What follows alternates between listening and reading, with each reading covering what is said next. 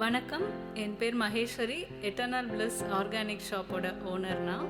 ஒரு 25 வருஷமாக கவர்மெண்ட் சர்வீஸில் இருந்தாலும் நம்மளுடைய இயற்கை வாழ்வியலை ஃபாலோ பண்ணோம் அப்படிங்கிற ஆர்வத்தில் மக்களுக்கும் இந்த நல்ல விஷயங்கள் போய் சேரணும் அப்படிங்கிற ஒரு பேஷனோட இந்த ஆர்கானிக் சூப்பர் ஸ்டோரை தொடங்கியிருக்கேன். இந்த டிப்ஸ் சீரீஸ் மூலமாக உங்களுக்கு நல்ல பல விஷயங்கள் பகிரலாம்னு நினைக்கிறேன்.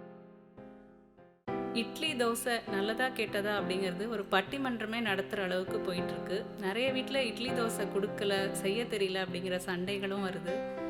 உண்மையில் இவன் நல்லதா இல்லையா? வீட்டில் தயாரித்த இட்லி தோசை மாவு நல்லது தாங்க. ஆனால் அதையே வாரக்கணக்கில் வச்சு உள்ளே சாப்பிடும்போது அதில் அசிடிட்டி அதிகமாகும். இந்த உணவு வகைகளோடு சேர்த்து ஃப்ரெஷ் ஃபுட்டுன்னு சொல்கிற சப்பாத்தி, பூரி, இடியாப்பம், புட்டு, உப்புமா இந்த மாதிரி வகைகளையும் மாற்றி மாற்றி சாப்பிடுங்க. ஏன்னா ஒரே மாதிரி இட்லி தோசையை சாப்பிடும்போது அது கிட்டத்தட்ட வயிற்றில் சாராயம் காய்ச்சுற எஃபெக்ட் வந்துடும்.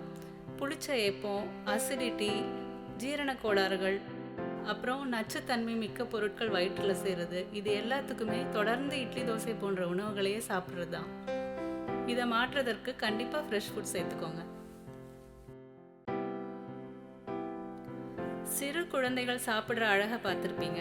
அது அழகாக உணவை சப்பு கொட்டி உணர்ந்து சாப்பிடும்.